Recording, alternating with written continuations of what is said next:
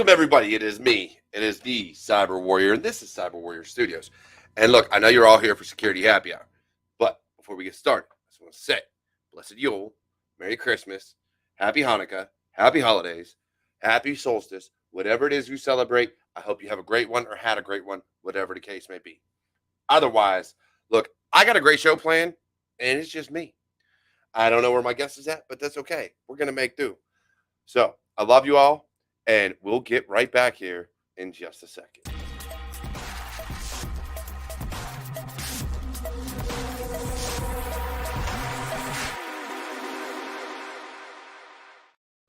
And I'm back. That's right. It's me. It's the Cyber Warrior. So, like I said, happy holidays to everybody. Yes, my lovely wife got this for me. And I'm using it once this episode just because I wanted to. And then we're going to go back to just drinking from the bottle because it's better.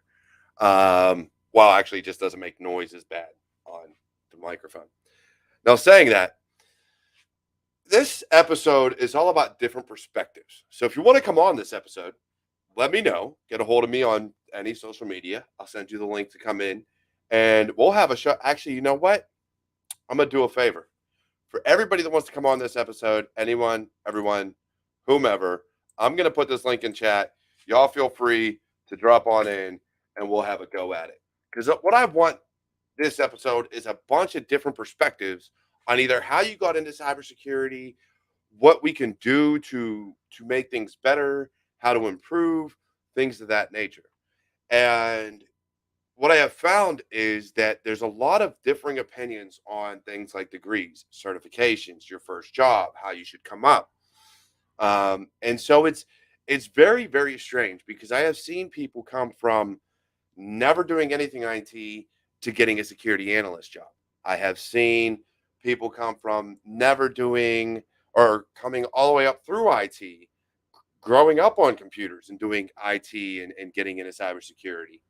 And then I found people with degrees that honestly, I think sets them up for success only at least based in the U.S. I don't know about a lot of other countries, but in the U.S., that degree holds a lot of weight. Now, whether or not you learn more than the foundations, whole different topic. We didn't even get into cybersecurity degrees until maybe the past, 5 years. So it's one of those things that it can vary and everybody's different. Everybody has a different journey. And that's one of the things about this show. And I hope people understand going into the holidays that I want you to realize is this show is all about highlighting other people's journeys, other people's successes and failures and things of that nature, so that you know, A, what mistakes not to make, and B, how their path may mirror yours, or it may not. You may be on a completely different path. So I hope that's what you're getting from this show, because that is ultimately my goal, is that everybody has their own path. Everybody has their own journey. And it's okay to be different. It's okay to take a different route. I have a degree and a ton of certifications thanks to the Army and the Air Force. And so for me, was it easy when I got out? Easier than some, but not necessarily easy. I spent almost a year without a job after I retired. Other people work other jobs and then finally after 2-3 years, finally get a job in cybersecurity. So your path is always going to be different. There's no right way and there's no wrong way. I don't care what anybody tells you. There's no right or wrong way. So I hope it is, I hope you understand how much of that is.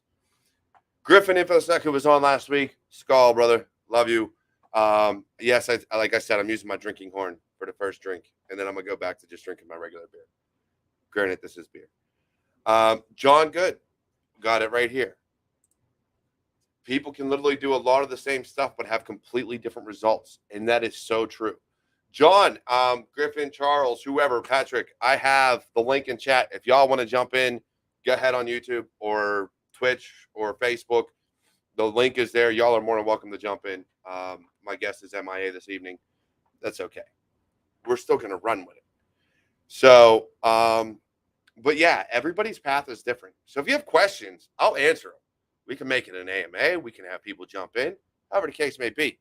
But put them in chat and we'll get some questions answered. Otherwise, I am literally going to talk for an hour because that's what I do. I'm good at it. Oh man. Yeah. Oh, I know who's here. I'm waiting for the camera to show up.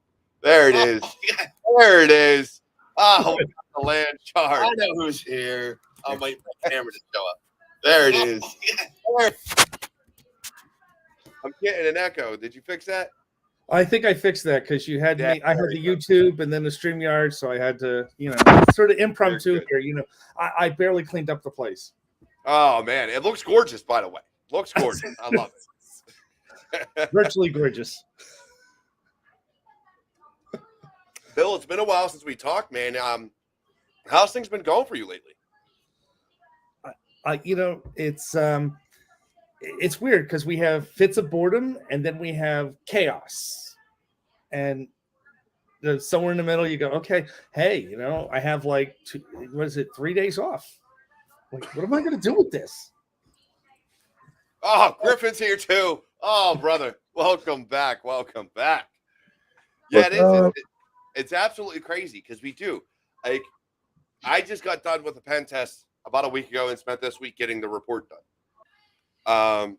And now, like, my job gave us all next week off. They're like, if you have no meetings, you have no work, you're off. All right, bet. I'll take advantage of that. So it's crazy. ITPR guy, what's going on, man? Hey, feel free. There's a link in the YouTube channel. Y'all want to jump in? Jump in. We're going to make a party out of this. It's the holidays. Screw it. We're going to have a blast this evening. Might as well. So, Griffin, between last week and this week, has there been very many changes? No, and it's funny, actually. I do have a little bit I can share. You mentioned, in other places, we're actually having a hard time hiring in the UK as well. So, it's strange out there. Even it is. And KevTech just got a cybersecurity job, which is awesome. Yeah, KevTech, dude, awesome. Kudos, congratulations. I love you. So proud to see how far you've come from IT support to getting into cybersecurity. It's amazing. And if you haven't checked him out, people need to go do it because he puts out some awesome content. But yeah, so you've got, some big hitters in the UK with JJ Davey, who's doing amazing work for analysts over there and putting out some great information. Lisa Forte, who's doing a lot of big things. And there's a bunch of others. And it's crazy to see that it's so hard, the US, the UK, wherever, to get a job in cyber. Do you think we're shooting ourselves in the foot? And I'll explain what I mean, but I want to see I want to see what your take on it is at first, just by me asking that question. Yeah, that's a good question. I mean, I also know in places like in Israel, like they actually don't really do certifications. We offered within previous company to take even SANS, and they're like, It's like, really? Okay, that's different. All right. Israel does things differently, though. They actually train their cyber people like right out of school. There's ones that like have an aptitude that get trained into their military forces. Right. And so they get the training like free of charge, actually get paid for it to go through and become defensive and offensive experts within their country. Now they have to serve their military duty for X amount of years, but there's been a lot of software and organizations that have started from those groups of individuals within Israel. And I can't remember the names of what the companies were, but they brought this training that was top notch. And we're like, you know what? We don't want to work for the government anymore. We're going to start our own shit and get paid. Right. And they're doing great. I got to find the company. I got to look it up. But yeah, it's basically started from these individuals that left whatever that agency is that they were working for. Yeah. Well, I could say I see. Bill? Well, I was just going to say I actually years ago I taught for a program that was like state grants. It was you were collecting unemployment, things of that sort, and we were doing a lot of Microsoft Office, a lot of certification classes, things of that sort. It's just education runs the gamut and training runs the gamut. And I don't know. I think sometimes we do shoot ourselves in the foot because, like, I'm seeing a lot. I'm looking at a lot of things, and I go, "Wow, you want this person to have all of these skills, and then you want to pay them a low salary." or you want them to agree to work 60 to 80 hours a week, which is a recipe for burnout, and they'll go on to someone else. And so that's the problem. Cybersecurity employment gets a bad rap. Yeah.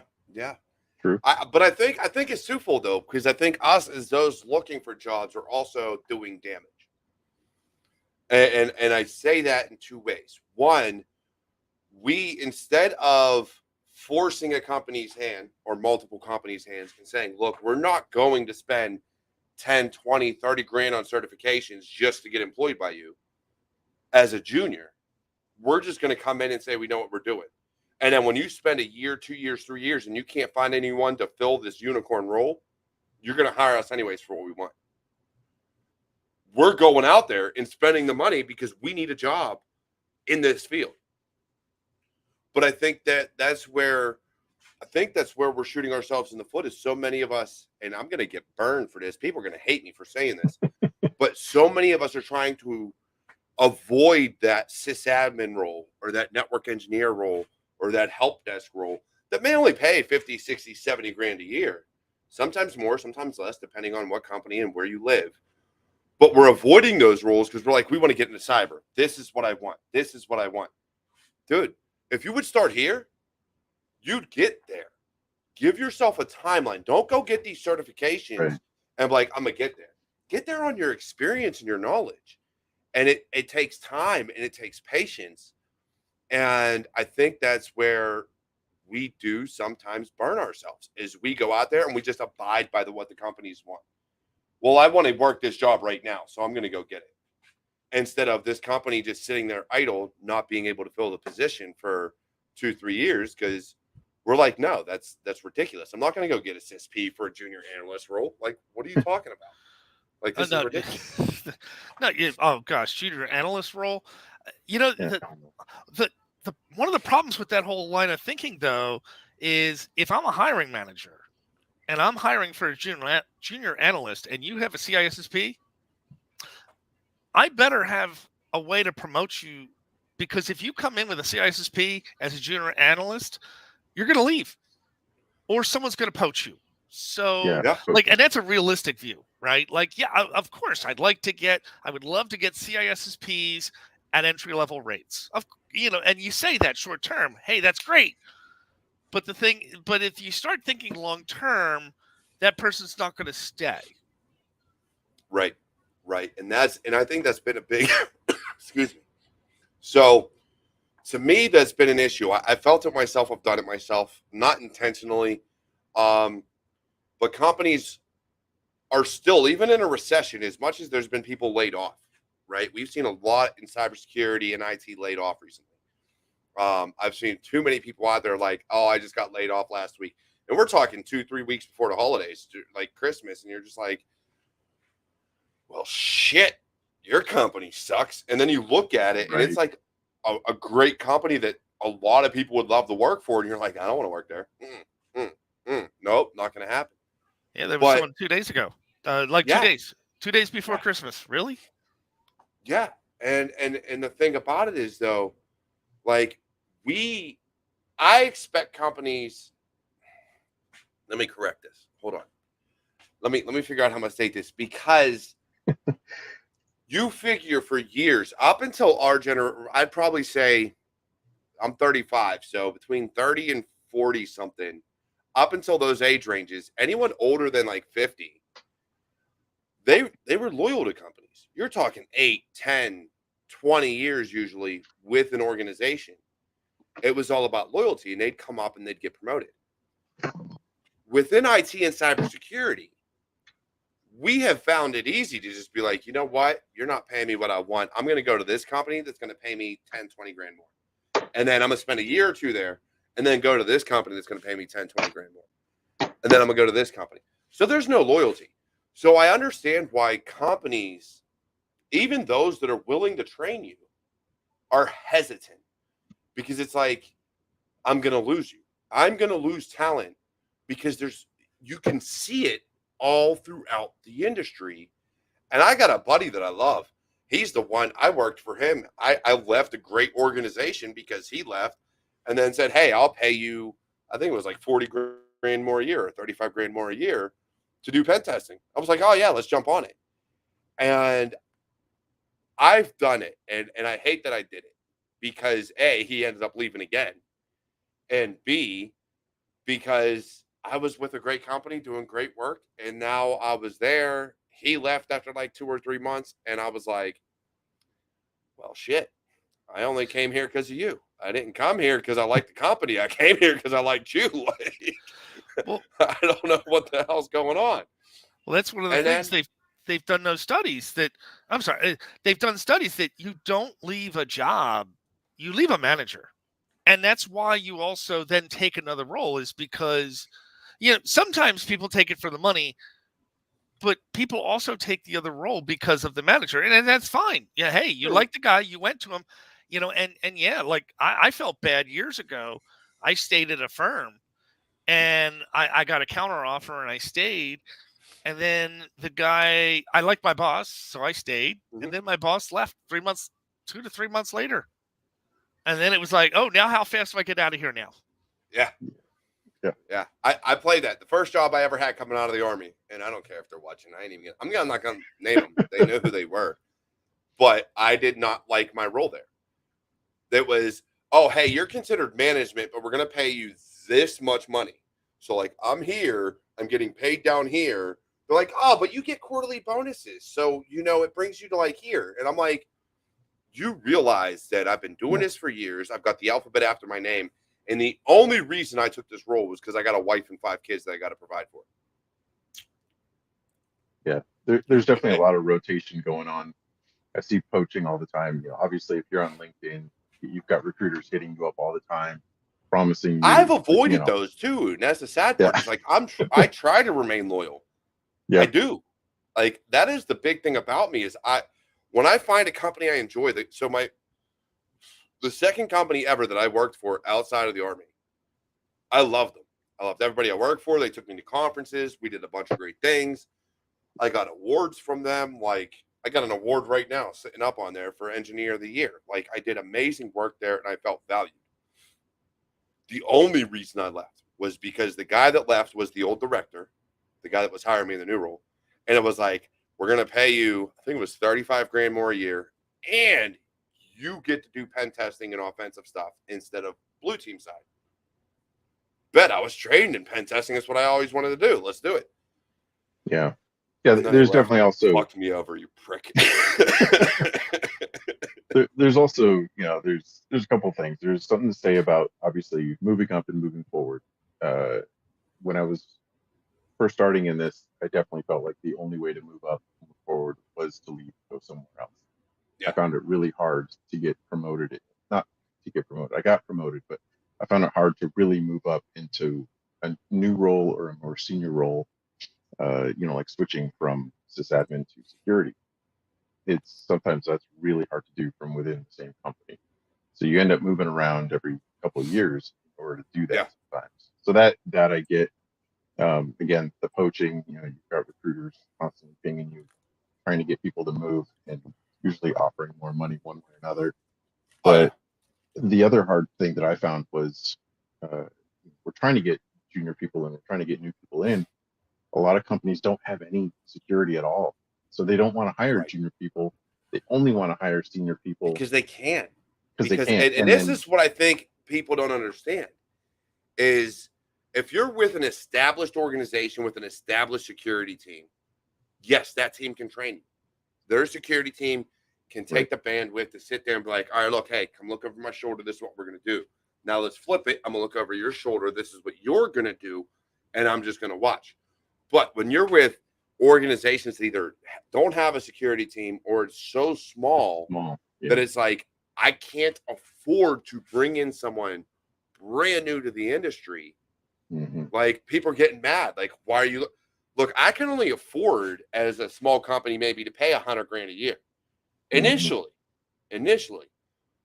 but I need a senior. And there's a lot of seniors that won't take that. And I understand why. Don't get me wrong. But I took a pay cut. It was about $10,000 a year. I took a pay cut to go from one organization to the organization I'm with now. And I was okay with that A, I like the people. B, I like the job. Right. And C, I was like, I'll grow. The company's growing. It was like a 15-person company or 12-person company when I joined. I was like, we'll grow together. Let's have at it. Let's have a good time. And I've been there 2 years. So I'm like, you have to kind of take the good with the bad everywhere you go. And I think we shoot ourselves in the foot because we immediately look at cybersecurity and we're like, oh, that should pay 6 figures out the door. Dude, if you're a junior analyst, I'm sorry. Unless you're living in California or New York, you should only be making 80, 90 a year, give or take. And if you're in the UK, maybe 50. I've looked at some senior jobs in Germany and Europe and in UK. Like, they don't pay a whole lot. Well, they get a ton more vacation. Right. Oh, they do. Oh, hold up. We got a good man coming in. Oh, wait, I'm waiting for his camera. I'm going to still bring him in because it's John. I'm going to bring him in. There he is. John Good, the one and only. What's going on, John? How you doing today, brother? Good. I was just recording some stuff, so figured I'd hop in. Well, you're in your studio, so it works. You were already recording, so might as well. John, I think this is the first time ever you've been on my show. Second, I think. I was on like a while ago with you and Eric. I'd have to go back and look. But yeah, that was a while ago. And Granny. We did have Dancing Granny back then. Eric has left. He's moved on to bigger and better things with Raices. Geechee Threat just recently left. So it's just me. And we're going to make it happen because, I love y'all. We're just going to keep growing. That's just what we do here. So John, what's your take on all this, man? You're usually active in chat. We're not in chat now. I got you live. So what's your take on all this? What was the question? I hopped off for a second, so I missed the. So it's more or less what we're talking about right now is just kind of how we shoot ourselves in the foot, but at the same time, we got to look at the different companies that we're looking at. So as a junior, we have seen a lot of people go, oh, I should get 6 figures if I'm working in cyber. But they're not taking into account, A, the location, or B, the fact that the role is a junior. And they immediately think they should be making 100, 120, 150 grand a year just coming into the field. And I've seen that a lot. And don't get me wrong, I think they deserve good money, but even IT, which is lower technically, your help desk and some of your sysadmin roles, your junior sysadmin roles are lower than an analyst. Even they have a hard time breaking 6 figures. So where does a junior analyst think that I should be making 110, 120? Yeah, I mean, I go back and forth a lot with people on this. I think one thing that causes that is, for one thing, like social media, right? We have a lot of people that are going on social media, YouTube, whatever, and they're like, I make 100, 120,000 and these really high figures, but then they also leave out the part where they're in like San Francisco or something where that really doesn't equate to a lot.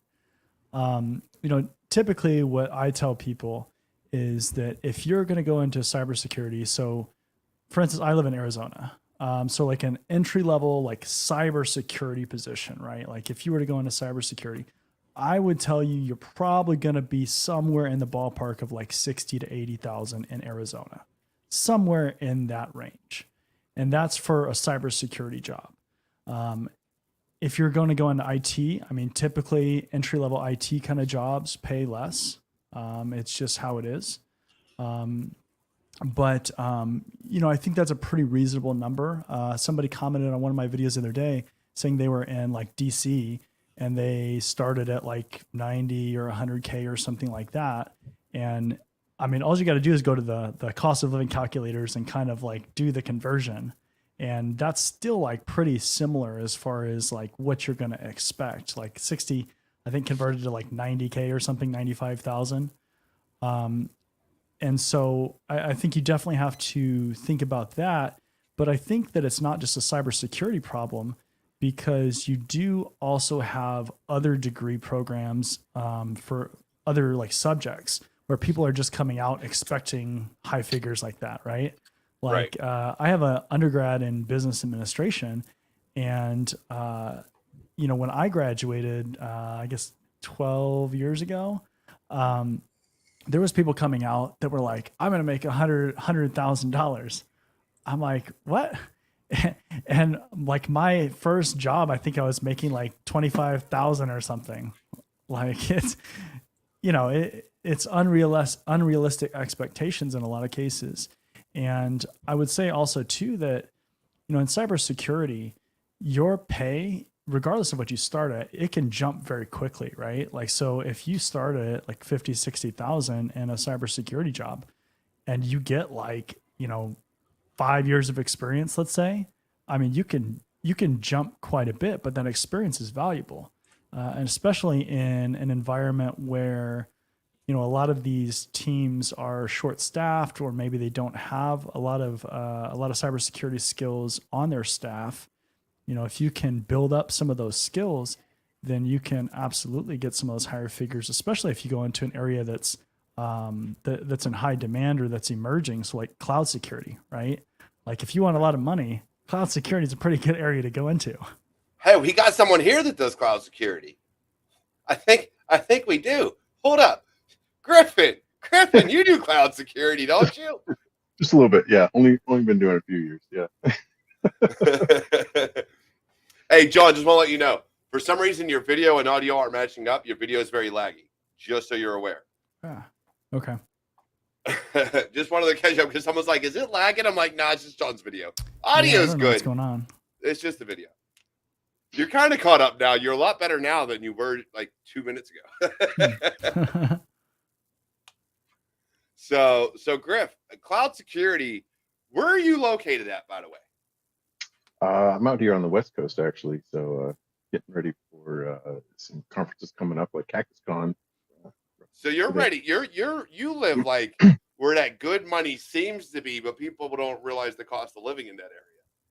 Exactly. Yeah. So yeah, like you was just saying, John was just saying, unfortunately, if you're in, California, it's not so good. But if you're in other places like Phoenix, it's great. Yeah, your cost of living is lower, but they're still paying well. So yeah, there's definitely some opportunities out there, especially if you're remote. That's amazing. Yeah, for sure. Bill, what's your take? All right, so I got a new question because you just mentioned remote. I've seen some companies, I'm going to ask Bill this question. I've seen some companies offer a different salary based on where you're located. Do you find that to be fair?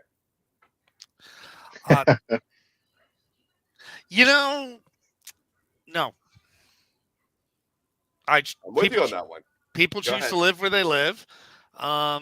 If you want to live in New York City or California, you're going to get the benefits from that. If I'm in another state or another jurisdiction, I don't know. The job was worth X, and that's part of the economics. Is the organization has a need for a role, and they're going to set a salary. So then, if you want to live in, Colorado, or I'm thinking like Nebraska or Montana or something that has like very low taxes, very low cost of living, if the job doesn't require you to physically be there, great. You're just maximizing that value.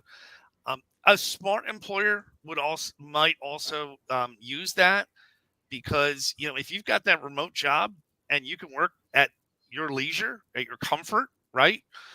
They've actually done studies, and people work more when they're working remotely than when they're physically in the office. So and if it's a New York firm and you're getting New York wages, you're going to be like hitting that subway to go home as soon as you can.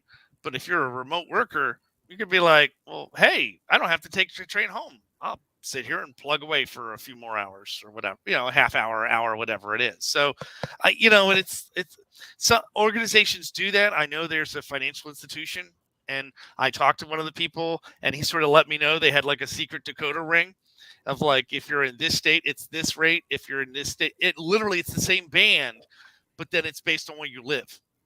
And I went, and I was kind of in that case, I was kind of happy, because what they were offering, they only published the one state, and I said, I can't work for that. Oh, okay. So if I translate to my state, in my state, you'll pay me what I need to make. Oh, okay, fine. But as a general rule, no, I'm not a fan of that varying pay grades. I think it that kind of depends. frustrates me. If Go they ahead, were Griff. going to do some, if they were going to do some, what we call COLA, cost of living, and add to it, not take away from it. Obviously, I think that helps, right? But like you said, it's people want to live where they want to live. Obviously, if they demand that you're, local, and they're going to pay more for that, then that's fine. But yeah, don't take away from a remote salary just because you want to deduct because of where I live. I agree. I don't think that's okay either. Yeah. John, what's your take, brother? Yeah, I mean, I think I agree. I think with pay in general, the way that things have been, in the past there's been a lot of problems with it anyways. One thing I do like just with what I'm seeing and kind of how things are starting to go is where a lot of companies are at least starting to list their compensation and pay on a lot of job postings. So I think that we're getting to a point where there's more transparency with it. I don't know that we're ever going to completely get to that point, right? Like I think there's always going to be some curtain that is, in front of how you're getting paid or what you're getting paid. But I mean, I think it's a process, right? Like I think companies in general, in a lot of cases, are slow to kind of adapt and evolve with how things are. But I like what I'm seeing, at least as far as getting more transparent with things. Yeah, for sure. I think my problem coming lately has been with like the hypocrisy behind remote, because you saw a lot of, like Bill said, a lot of studies that came out that said people were getting more work done by being able to work remote and work on their own schedule in their own time, have more time with families. And you had other people come out and say, or the same companies basically come out and say, we want you back in the office. And to me, that comes down to you weren't willing to give up the lease on this tiny office space you're providing. And so in order to bring that into acceptance, you had to bring people back into the office. So you're going to take less work for funding an office space. Like there's people that work better remotely. There's people that work better in an office. If you're a smaller company, you can usually figure out who's who. But if you're a larger organization, you could probably afford the office space and your people. Let's be honest. You're probably making millions or billions of dollars. And that, 10,000 foot lease is costing you, I don't know, 10 grand a month. So you could do it. Like, actually, why are you doing that? I think I heard that saving Twitter. people money. I think I heard that Twitter actually had signed some agreement or something, and there's a company in Camden that had an agreement like that. They actually got Camden, New Jersey. Pause for laughter. They got They have an agreement that they have to have so many people in the building, and that's a condition to keep the tax credits they got. So yeah, that's to your point of the getting people in the office sometimes. My thing with Elon and what blows my mind about that, and I'm just going to bring this up once. I don't want to talk about the whole Twitter debacle and everything going on. My thing with Elon was he's one of those hypocrites that said work from home should be encouraged and da-da-da-da-da. Then said, hey, all you assholes come to the office or you're fired. Yeah. Like, I like some of the things that he says about work, but then he like flips his face and says, nah, you're coming to the office. Oh, homie, what do you mean come to the office? Like, I just saw this post that said you encourage work from home. And so it's a big, yeah. He kind of makes me scratch my head a lot sometimes. Right. Yeah, no, it's definitely interesting because office space. It's some places are actually tearing apart their office space and trying to cram more little tiny desks in there. And it's like, why not just let people work from home? You wouldn't have to waste time and money on that. It saves people from the commute. So yeah, you can work more if you want to. It makes you more productive if you're not stressed out sitting in rush hour traffic to and from. So there's a lot of benefits to it if you're focused enough to work from home and not get distracted. That is obviously the flip side. And that's I the think big thing. also Is where do that you work best? I think also that people, aren't stupid, right? Like if they're doing their job and they know that their job could be done from home and you're forcing them back in, then they're just going to go find an employer that will respect that and will give that opportunity at least partially. Yep. The companies that are just forcing everybody back in, I think they're going to lose, in the long term. Yeah, for sure. and they have. Yeah. For sure. I'll tell you up front, like when I've worked in an office in the past, it has been one of those things where I spend more time bullshitting with people, going from desk to desk and then going out on smoke breaks and everything else than I do working from home, where I can sit at my desk, do what the hell I want at my house. And I might take 5 minutes to go upstairs and eat or grab a drink or something. And then I'm right back at my desk. I'm at my desk more than I'm upstairs. So like, even if I'm not technically working for maybe 10, 15 minutes, I'll put that 10, 15 minutes in on the back end, getting more done. Whereas in an office, I'll spend an hour, sometimes 2, 3, 4 hours out of the day, literally not at my desk, not doing work, just bullshitting with people and smoking and making network connections. Like that's what I'll do in an office. I know me. So it makes more sense to work from home, from my opinion, for me, but that's not everybody. Well, you just have to have the right controls in place because there are people who will abuse it.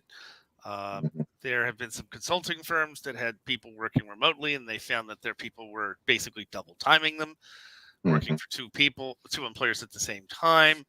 As long as it's not a conflict of interest, I don't see an issue with that. Well, it was in their employment agreements. That was the problem. Well, and that's the kicker. If it's in the contract, if it's in the agreement, it's in the agreement.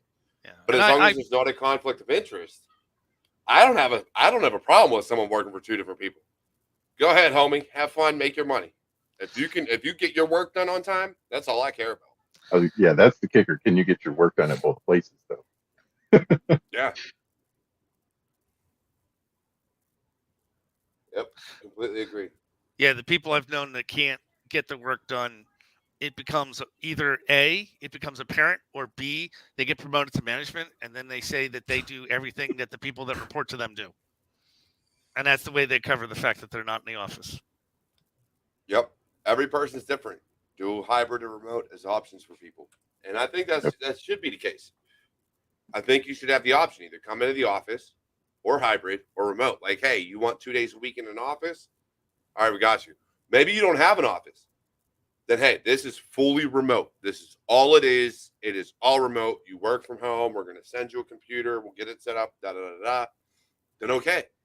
But have those options because, again, because everybody's different, we have to allow for that. And you have to give those options. And I think companies are afraid to do it. I really do. Yeah, but the ones that are taking advantage of it, I think they're getting a huge advantage because you're finding people that you wouldn't be able to get locally.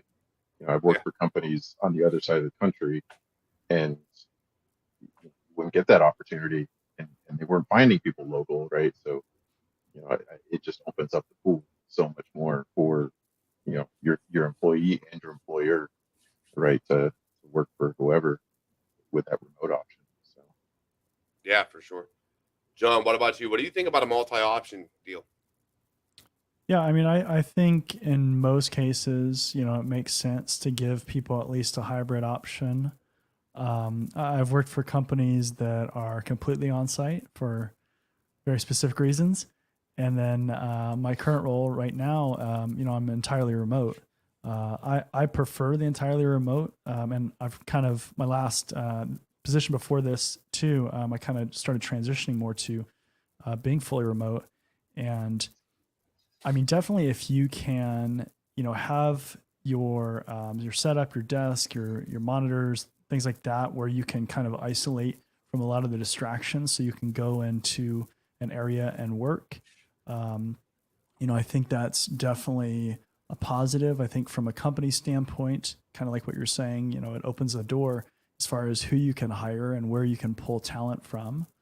I know, as far as like entry level people, I get a lot of questions about remote jobs for that too. And that's kind of, that's kind of tied to that, right? Because if companies can pick whoever they want and hire from wherever they want, then it's going to be a very competitive job opportunity, right? So I think you have to consider that depending on what point in your career you are and what skill set you bring. Because again, it does make it a more competitive process if you're going for a remote job where location doesn't matter. Yeah, and I think that's what a lot of other people don't realize is now with these remote opportunities, you went from, hey, we've got to be local, so you've got a pool of maybe 10,000, let's just say, and it's probably less than that, but let's just put a number on it and say 10,000 to now 100,000. So you've got to look at how are you setting yourself apart? What are you doing different than everybody else? Are you doing a YouTube channel like KevTech? Do you have a blog? Are you active on LinkedIn? Are you doing all these things to put yourself out there and make yourself known and show what you say you know? Because it's one thing to put out a resume. It's another thing to have yourself out there and then be like, hey, hire me. They'll already know you. If you've been making the effort, they know who you are. They can find you and they will be able to see what you've done.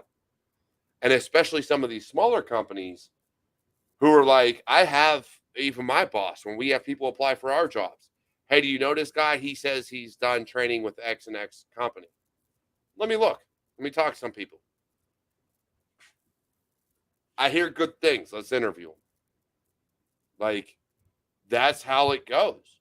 But if you don't put yourself out there, if I can't research you, then we've got to interview you, and it's going to be an in-depth interview. It's going to be a hell of a lot harder when I interview you rather than just watching and knowing what you've done and interacting with you in the past.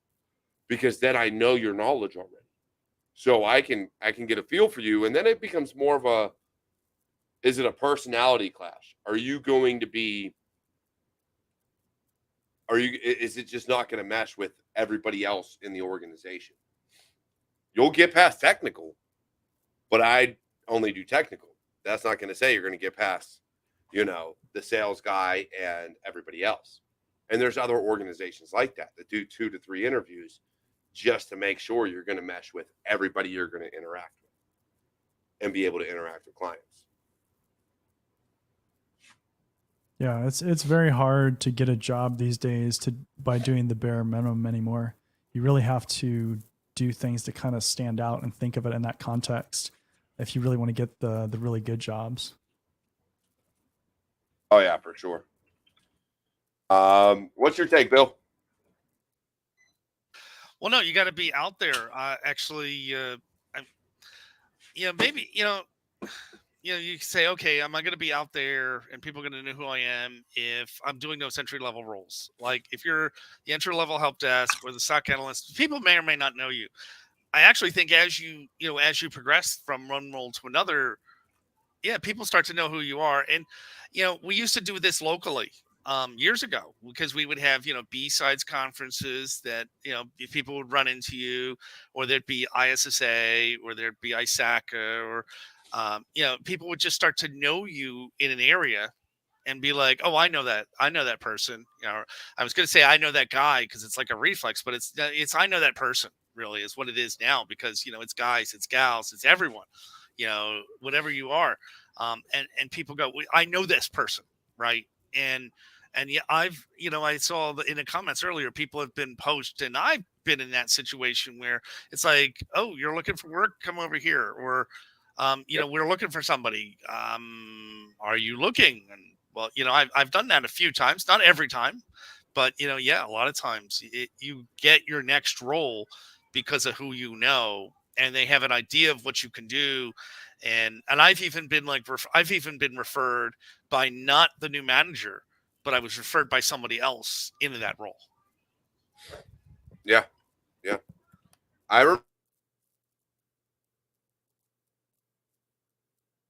Okay, that trash panda's dropping trash right now. He always does. Hey man, you want to get coffee from 5 blocks away? Yeah, sure, let's go. But we were talking about loyalty earlier, and it escaped me. I thought about this and then forgot about it. But I got a call. I was probably within the first year of the company I'm at. Got a call from another organization, and I gave them an absurd salary.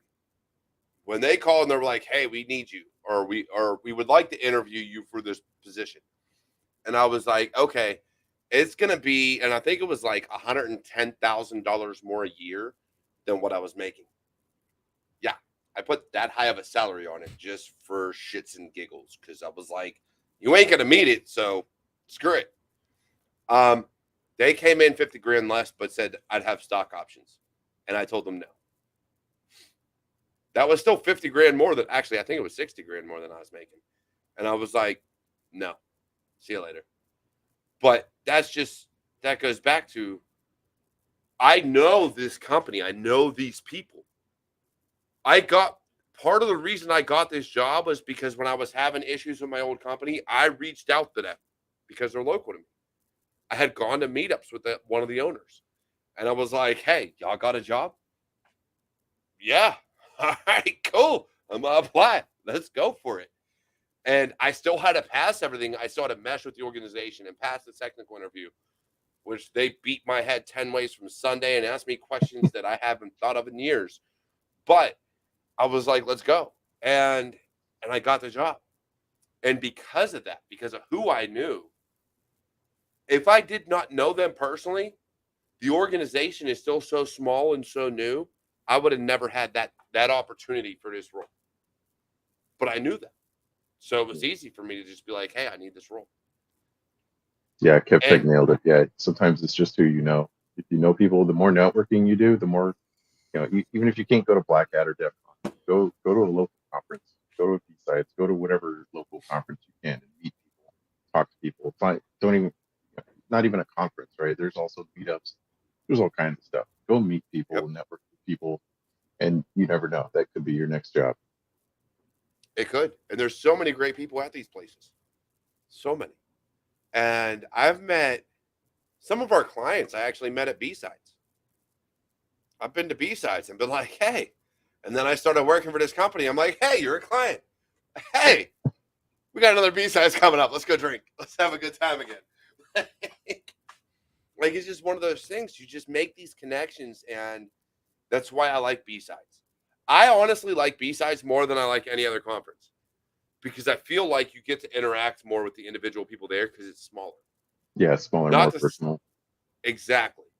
Now, I've never been to a DEF CON or Black Hat, but the more I hear about it, the more I'm like, do I really want to go? Like, I want to go because I'm a DEF CON and Black Hat virgin, but I don't want to go because I'm like, do I really want to waste the money going to one of these things where I'm really just going to go there to drink and talk to people? Then you want to go to DEF CON, not Black Hat, because you don't want to pay $3,000 for Black Hat. God, no. You'll pay $400 for DEF CON. Yeah. And that's good. That's good enough. Yeah. Yeah. I mean, you're going to get the same people. It's Hacker Summer Camp. A lot of times you get the same people going to all of them. So, but I do. I love the smaller conferences. Going and talking at B-Side St. Petersburg was amazing. And the people I met there, I still talk to them on LinkedIn and stuff. I met a teacher or an instructor or professor or whatever for one of the colleges. And I met one of his students, and me and him started talking. And so the things that they do is just amazing.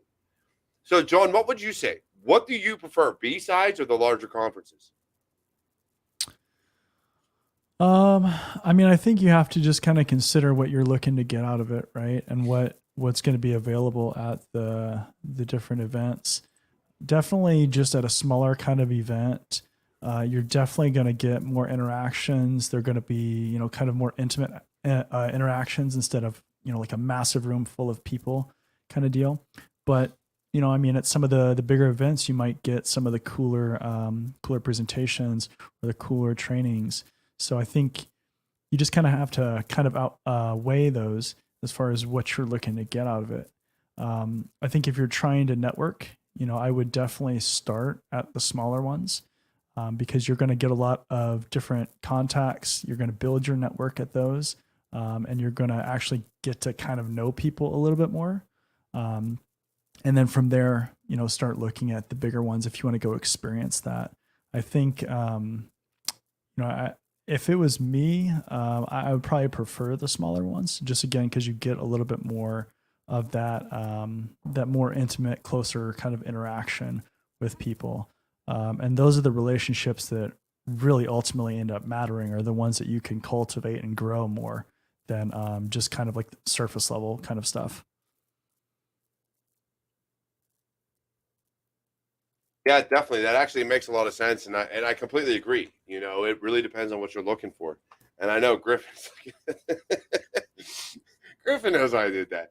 So look, actually, I've realized now I put John on the big screen twice now, so we're gonna get someone else. So I got to ask another question. Let's take a look at these comments. Hold up, I think I got some questions here. All right, I want to ask this, Griffin, with where you live. Are there a lot of meetups and like B-sides and things like that? And then we're going to go to Bill also. But what do you have in your area that new people trying to enter the field can actually take a look at? Yeah, definitely. Especially if you're near a larger metropolitan area, you're definitely going to find a lot of meetups. Can't think of off the top of my head how to exactly find those, but go to the small conferences. That's where you'll find people, and that's where you'll learn about these opportunities. The more you talk to people, the more you network, the more you'll find more meetups and more places, and it's just it's a lot of fun. You meet a lot of cool people. You can help others; they can help you. Yeah, it's a lot of fun. Yeah, I definitely hear that. Bill, I muted you. Let me unmute you real quick. So with where you're at now, where are you located, Bill? But believe it or not, I'm not that far from Trash Panda. Geez. Oh, you and Trash Panda are going to get together. All right. And I saw Trash Panda's comment. I'm like, well, yeah. So Trash Panda, I know, does the meetup. There's some work with Iffy Books. That's why I joked about the phone at Iffy Books, the new pay phone that they've got. Oh, that's right. You're near Philly. You're on that side. I forgot. You're not that far from me, but you're far enough that we're never going to meet up. Well, yeah, I'd have to go to B-sides Pittsburgh, but see, that's like I could go to B-sides Philly. I can go to B-sides Delaware. I've done the trip up to B-sides Rochester. Because it's like, I just get in a car, I go up, and I've got family up in that area. So, sometimes I joke, it's like it's a tax deductible trip to go see family because, well, I'm going to B-sides. It's a business trip, and then other people could go with me, and they're all along for the ride. So yeah, it's just, and of course, New York City and and virtual meetups. I saw Kev Tech talked about that. One of my certs that I hold is from the IAPP, and I actually loved what happened with COVID because I'd be hopping on a session and they call them knowledge nets.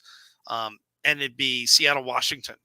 And people are like, well, wait a minute, you're from the East Coast. Why are you here? I'm like, well, A, I need the credits, and B, it was actually great to talk to people that are not necessarily in my exact backyard. Right.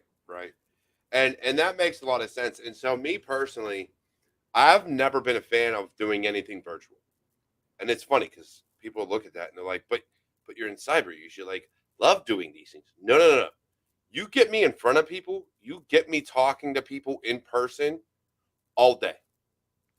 All day I could do that. I could sit here, I could talk to people, I can enjoy myself, I could have a good time. But virtual, I get sidetracked. And I'm like, do I even I got work to do. I've got other things I can be doing. I got 5 kids and a wife upstairs. Do I really need to be attending this virtually? So for me, virtual doesn't work. And that's the same thing as boot camps, classes, everything else. It has to be in person for me. If it's not in person, my mind just is like, I got other things that I can concentrate on. This isn't important. But that's me. Yeah, I'm the polar opposite. I love the fact that DEF CON and all these conferences started doing virtual because I couldn't travel. So for that purpose, it was like, great, I can finally see all these conferences. I can see all these talks and interact, with Discord or whatever, and feel like I'm at least somewhat there. for all these cool conferences that I normally might not be able to go to, right? Whether you expect the company to pay for it or you pay it out of pocket, either way, right? I could finally everyone can afford it, everyone can attend, and like SANS webcast or SANS summits have been free, for 2 years now. I think that's awesome. I agree with you. But for me, I just can't concentrate. I cannot concentrate looking at a computer screen. And so, like, even when I go to conferences, I go to them to meet people. I don't go to them to listen to talks. My mind doesn't work that way. I'm not going to sit there and listen to a talk and just go, "Oh, that's cool. That's interesting." I'll get about 15 minutes into it and be like, "All right, is there someone else I can talk to now? Can I go? Like, is it okay?" That's why when I go to like B-sides, I literally just say hi to everybody I know. I go to every table. I go talk to everybody. And it's how I found out I'll never work for Google, because I went and talked to a Google desk and they were like, "Oh, no, you got to live in Cali to work security because it's on site." And I was like, "Oh, fuck no, I ain't doing this shit." No, They're like, "Well, we have remote rules." I said, "Are you going to pay me Cali salary?" They said, "No." I said, "Then no, I ain't doing it." Like, that, I literally told them that right to their face. I was like, yeah, "Look, I know how much you make in California working for Google. If you're right. not going to pay me that, I ain't working for you. It's just how it's going to go. You're going to pay me $300,000 a year to work for Google, I'll do it. But if you're not, see you later. I got other things to do." So, John, what about you? Do you prefer in person or virtual? I mean, I like both. I like just the flexibility of virtual, like especially if you can watch it on demand and kind of go through it at your own pace or whenever you're ready. I think a little bit sometimes, depending on what the subject is, I'm kind of similar where it's like on another screen. I mean, I have a couple screens here for a reason, right? It's off to the side and just kind of passively listening. And so I think that sometimes is not maybe the best thing to do. And then obviously I think some of the networking that you get out of that can be beneficial, but I don't think it's not as impactful, right? Like you have to go out of your way a whole lot more to really cultivate those kind of relationships. Some other ones that I thought of too, as far as like events that people can look into, is a lot of the associations like OWASP and ISC Squared and ISACA. A lot of those have local meetups too. So especially if you're in like an area where there's a chapter, check out those, because if you're like a student, there's discounted or free memberships, or maybe some of them have like beginner entry level kind of memberships as well. But those are really good ways to meet local professionals too. Yeah, for sure. Meetups are huge. I think that, and honestly, that's where I met my one of our co-founders, was at a meetup. I literally came back from the Army and was like, "I want a cybersecurity meetup. What's in the area?" And I think that's what a lot of times we miss is we don't go online and do the research. I was taught differently, and that everything you do is research. So for me, the first thing I do if I want to look for how do I meet people in this industry, I'm going to look it up. I'm going to Google it. I'm going to find whatever. I didn't even know Meetup and Eventbrite were a thing until I got out of the Army. And I came home and said, "Let me find this." And they said, "Oh, hey, we have these meetups. Here's Eventbrite for these different events. Da, da, da, da, da." And I was like, "Oh, cool. Let me use that." And so I quit doing the meetups just because I've got so much else going on since we're looking at 5 years now since I left the Army. But I still appreciate it because I look at it and I'm like, maybe I can do something more local to the students here, to what's going on locally to me. And one of the things I have planned is a huge thing I'm hoping to do next year. So we'll see if it happens. And it's going to be a cybersecurity/non-cybersecurity event where it's just going to be people getting together at Sharky's near me and having fun and drinking and playing, drinking games like cornhole and beer pong and all that other fun stuff. So I'm trying to do that type of conference next year. We'll see if it happens. Now, otherwise, we're about at the top of the hour. And this is all about different paths. This is all about different journeys. This is all about the different things in the industry that we see problems with and have some type of resolution for. So going out on a high note, with it being the holidays, Bill, if you had any advice you can give to any new person trying to get into the industry or any organization trying to hire someone in the industry, what advice would you give?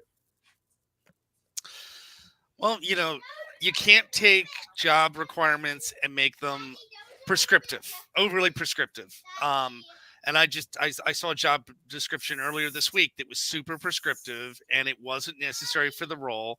And, and I'm actually in the role of trying to help them out and realize that, yes, the job doesn't need to be that prescriptive and it should be a want and on a must have.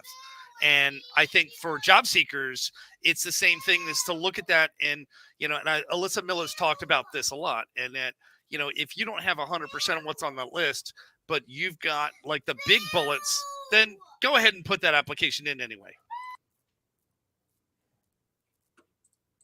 Right. I completely agree with you. I've done that. If you have part of it, maybe not all of it, then you're good to go.